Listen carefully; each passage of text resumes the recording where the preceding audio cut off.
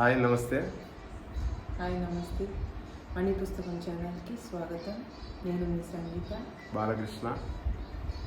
ఈరోజు share market అంటే ఏంటి, షేర్స్ అంటే ఏంటి, స్టాక్ ఎక్స్చేంజ్లో షేర్స్ అంటే ఎలా డీల్ చేస్తారని కొంచెం డీటెయిల్గా డిస్కస్ చేద్దాం. షేర్ మార్కెట్ అంటే ఏంటో ఫస్ట్ చూద్దామా? ఓకే, డెఫినెట్గా. షేర్ మార్కెట్ అంటే ఏంటి? మనం మార్కెట్ అంటే మనకు ఒక ఐడియా ఉంది కదా, where buy and sell happens, అంటే కొనడం అమ్మడం ఎక్కడ జరుగుతూ ఉంటుందో అది మార్కెట్ అంటారు. సో షేర్ మార్కెట్ అంటే షేర్స్ ఎక్కడ కొని అమ్ముతారో దాన్నే షేర్ మార్కెట్ అంటారు. ట్రేడింగ్ జరుగుతుంది. సో మన ఇండియాలో మేజర్ షేర్ మార్కెట్స్ ఏంటంటే బిఎస్సి, ఎన్ఎస్సి, స్టాక్ ఎక్స్చేంజెస్. ఇవి రెండే. మనం ఎవరైనా ఇండివిజువల్ షేర్స్ కొని అమ్మాలంటే బిఎస్సిలో కానీ ఎన్ఎస్సిలో కానీ లిస్ట్ అయిన షేర్స్ని కొని అమ్మాలా.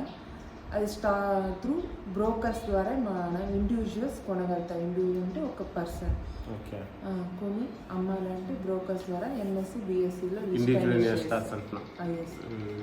కొని అమ్ముతారు. సో ఇప్పుడు షేర్స్ అంటే ఏంటో కొంచెం చూద్దాం. షేర్స్ అంటే ఏంటి? ఇప్పుడు ఒక కంపెనీలో ఉన్న కంపెనీ వాల్యూని కొన్ని నంబర్ ఆఫ్ షేర్స్గా డివైడ్ చేసి ఒక్కొక్క షేర్కి ఇంతంత వాల్యూ అని అలాట్ చేసి ఉంటారు. దాన్నే షేర్స్ అంటారు. కంపెనీస్ ఎలా షేర్స్ లిస్టింగ్ చేసుకుంటాయి బిఎస్సిలో, ఎన్ఎస్సిలో అయితే ఇప్పుడు ఒక కంపెనీ తన ఫండ్స్ రైజ్ చేయాలా, తనకి రిక్వైర్మెంట్ ఉంది. అప్పుడు ఆ కంపెనీ ప్రమోటర్ ఏం చేస్తారు, మొత్తం ప్రమోటర్ హోల్డింగ్స్గానే ఉండేదాన్ని ఇనిషియల్ పబ్లిక్ ఆఫర్ ద్వారా బిఎస్సి, ఎన్ఎస్సిలో లేకపోతే ఏదో ఒక దాంతో లిస్ట్ అయ్యి వాళ్ళ కంపెనీ షేర్స్ని ఇనిషియల్ పబ్లిక్ ఆఫర్ ద్వారా వాళ్ళ ప్రమోటర్ షేర్ని అమ్ముకుంటారు. ఓకే, ప్రమోటర్ షేర్స్ని మాత్రమే వాళ్ళ ఎంతైతే పబ్లిక్ కానీ లేకపోతే క్యూఐబీస్ కానీ ఐ మీన్ ఇన్స్టిట్యూషనల్ ఇన్వెస్టర్స్ కానీ లేకపోతే ఫారిన్ ఎవరికైతే సేల్ చేయాలో అది మాత్రం సేల్ పెడతారు ఐపీఓ ద్వారా. ఓకే, 100% ఉండేదంటే మేబీ ఒక 40% లేకపోతే 45% అలా వాళ్ళకి ఎంతైతే కంట్రోలింగ్ షేర్ ప్రమోటర్ దగ్గర పెట్టుకొని మిగిలింది బయట అమ్ముతారు. ఓకే, సో అలా ఇనిషియల్ పబ్లిక్ ఆఫర్ ద్వారా ఫస్ట్ ఫండ్స్ రైజ్ చేసుకుంటారు పబ్లిక్ నుంచి. తర్వాత మనం రెగ్యులర్గా ట్రేడింగ్ చేస్తూ ఉంటే జెరోదా యాప్స్ వీటిలో చూస్తాం కదా, మనం ఏదైనా షేర్స్ కొంటాం అంటాం కదా, అదండి సెకండరీ మార్కెట్ అనమాట. అంటే ఫస్ట్ ఇనీషియల్గా రైజ్ చేయడాన్ని ఇనీషియల్ పబ్లిక్ ఆఫర్లో కొనడం అంటారు. నెక్స్ట్ మనం కొనేదాన్ని సెకండరీ మార్కెట్లో ట్రేడింగ్ చేస్తాం. సో ఇవి షేర్స్. ఇప్పుడు ఒక పర్సన్ నేను షేర్ మార్కెట్కి కొత్త, నేను ఎలా షేర్స్ కొనాలి, ఎలా అమ్మాలి అనేసి అనుకుంటే తను ఏం చేయాలా, ఒక బ్యాంక్ అకౌంట్ ఓపెన్ చేసుకోవాలా. బ్యాంక్ అకౌంట్ ఓపెన్ చేసుకొని ఇప్పుడు ఈ పూర్వం అంతా స్టాక్ బ్రోకర్స్ ఉంటారు, వాళ్ళ దగ్గర కొనడం అమ్మడం చేస్తారన్నమాట పర్సన్ దగ్గర. ఇప్పుడు జెరోదా, ఏంజల్ వన్, గ్రోత్ ఇలాంటి గ్రూప్ యాప్స్ ఇలాంటి యాప్స్ ద్వారా మనం వాళ్ళే బ్రోకర్స్ అనమాట. ఆ యాప్స్లో మనం ఈజీగా కొనడం అమ్మడం ఈజీగా జరిగిపోతాం, ట్రేడింగ్ అవుతాం. సో మనం ఒక బ్యాంక్ అకౌంట్ ఓపెన్ చేసుకొని ఆ బ్యాంక్ అకౌంట్ పాన్, ఆధార్, ఈ డీటెయిల్స్ అన్నీ, ఒక ఈమెయిల్ ఐడి, ఫోన్ నెంబర్, ఈ 5 డీటెయిల్స్ పెట్టి మనము ఫర్ ఎగ్జాంపుల్కి జెరోదాలో ఒక అకౌంట్ ఓపెన్ చేసుకుంటాం, డీమ్యాట్. దాన్నే డీమ్యాట్ అకౌంట్ అంటారు. ఓపెన్ చేసుకున్నాక అందులో మనం ఒక 2 డేస్లో మనకి ఇచ్చేస్తారు. మనకంటూ ఒక అకౌంట్ ఓపెన్ అవుతుంది. అందులో మన బ్యాంక్ అకౌంట్ లింక్ చేసేసి ఫండ్స్ యాడ్ చేసుకునేసి ఆ యాప్లో మనకి ఏ షేర్స్ అయితే కావాలో ఆ షేర్స్ని బై చేయొచ్చు, కొనుక్కున్నాక సేల్ చేయొచ్చు, ఇలా చేసుకోవచ్చు అన్నమాట. ఎప్పుడైనా సేల్ చేసుకోవచ్చు. మార్కెట్ అవర్స్ ఉంటాయి. మార్నింగ్ 9:15కి మార్కెట్ ఓపెన్ అవుతుంది. ఈవినింగ్ 3:30కి క్లోజ్ అయిపోతుంది. ఆ టైంలోనే మన ఇండియన్ మార్కెట్ కొనడం అమ్మడం ఓకే చేసుకుంటాం. సో ఇన్ ఓల్డెన్ డేస్ ఎలా స్టాక్ మార్కెట్లో షేర్స్ అమ్ముతారు కొంటారు అనేసి మనకి కొంచెం ఇంట్రెస్టింగ్ గానే ఉంటది. అప్పుడంతా ఎలా ఉంటుందంటే సినిమాల్లో చూపిస్తారు, కాల్స్ తో బిజీగా ఫోన్ కాల్స్ తీస్తూ ఉంటారు. అక్కడ నుంచి ఒక బ్రోకర్ ఉంటారు కదా, అంటే డైరెక్ట్ గా వెళ్ళి ట్రేడింగ్ ఫ్లోర్ లో, అంటే ఎక్కడైతే ఒక ఏలం పాట జరుగుతూ ఉంటుంది కదా ఆక్షన్, అలానే జరుగుతుంది అనమాట ట్రేడింగ్ ఫ్లోర్ అని. కానీ ఆడే మనం ఇండివిజువల్స్ వెళ్ళలేము, బ్రోకర్స్ మాత్రమే వెళ్ళి మన తరపున వెళ్ళి కొనడం అమ్మడం చేస్తారు అనమాట. అక్కడ వెళ్ళి ఇప్పుడు మనం చెప్తా అనమాట మన బ్రోకర్కి ఫోన్ చేసి, ఈరోజు నాకు ఇన్ని రిలయన్స్ షేర్స్ కొనండి, ఇన్ని టాటా షేర్స్ కొనండి, ఇన్ని ఐటీసీ షేర్స్ అమ్మేయండి అని చెప్తే మన బ్రోకర్ మన తరపున వెళ్ళి అక్కడ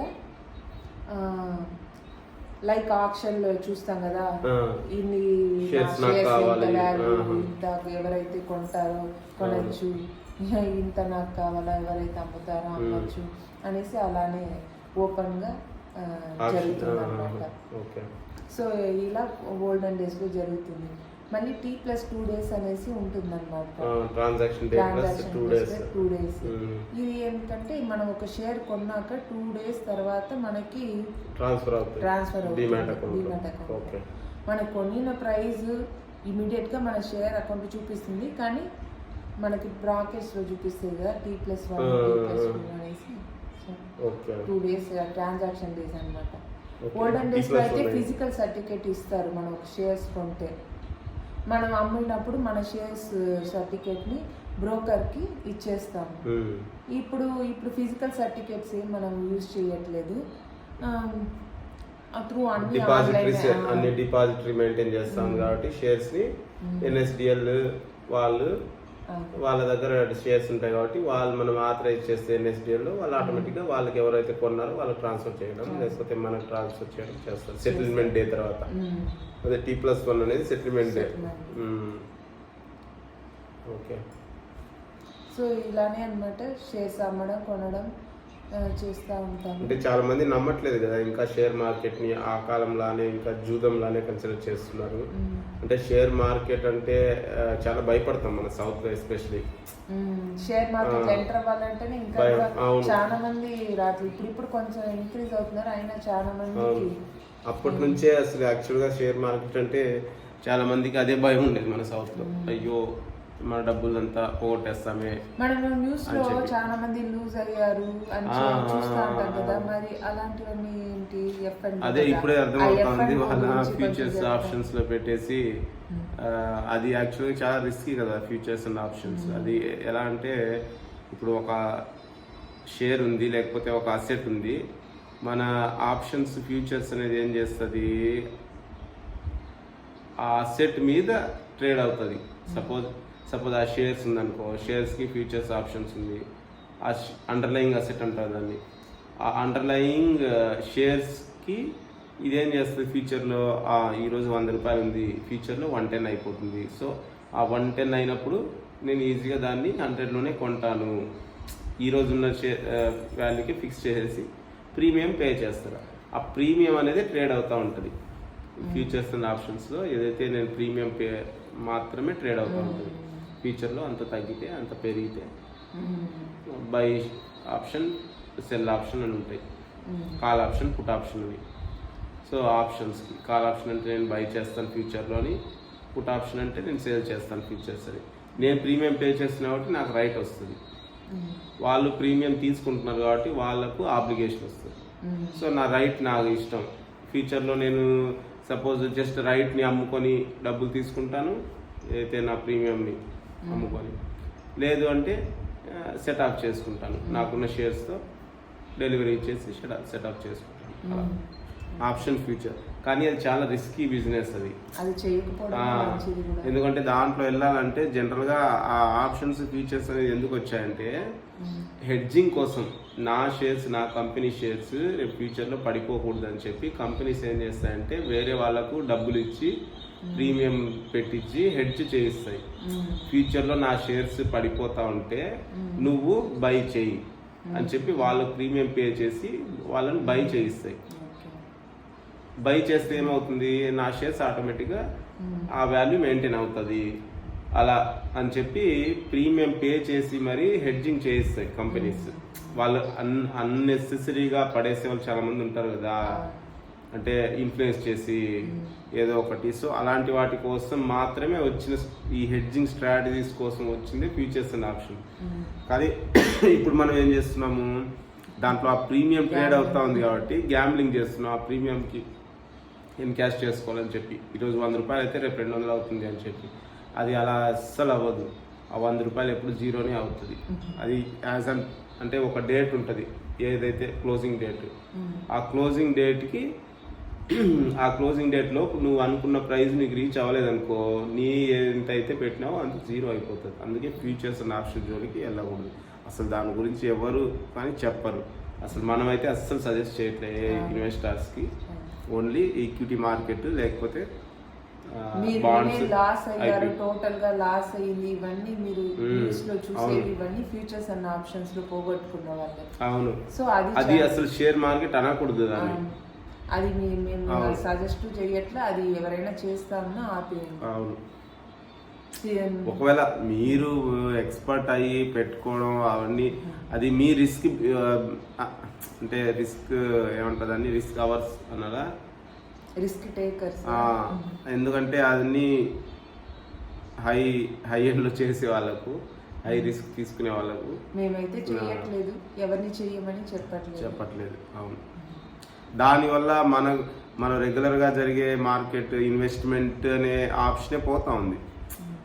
ఇప్పుడు దాన్ని ఆలోచించి రెగ్యులర్ ఇన్వెస్టర్స్ అయితే ఎవరైతే ఉన్నారో వాళ్ళకు కూడా నెగిటివ్ ఒపీనియన్ వస్తూ ఉంది. అయ్యో అలా పోగొట్టుకున్న వాళ్ళు చాలా మంది ఉన్నారు. అసలు మార్కెట్లో ఇన్వెస్ట్మెంట్ చేసే వాళ్ళు ఎప్పుడు పోగొట్టుకోరు.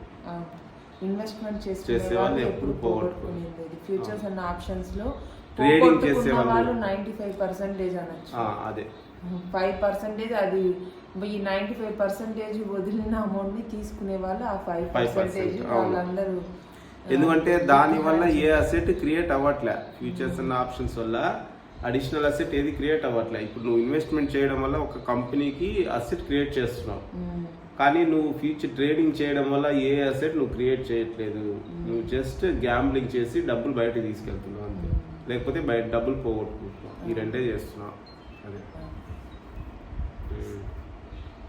సో ఈ వీడియో మీకు నచ్చినట్టయితే లైక్ చేయండి, షేర్ చేయండి. ఇంకా కొంచెం అనాలిసిస్ చేసి మీ ముందుకు వస్తాం. కమెంట్ చేయండి, ఏదైనా వేరే ఏదైనా డౌట్స్ ఉంటే కూడా అడగండి. Thank you very much.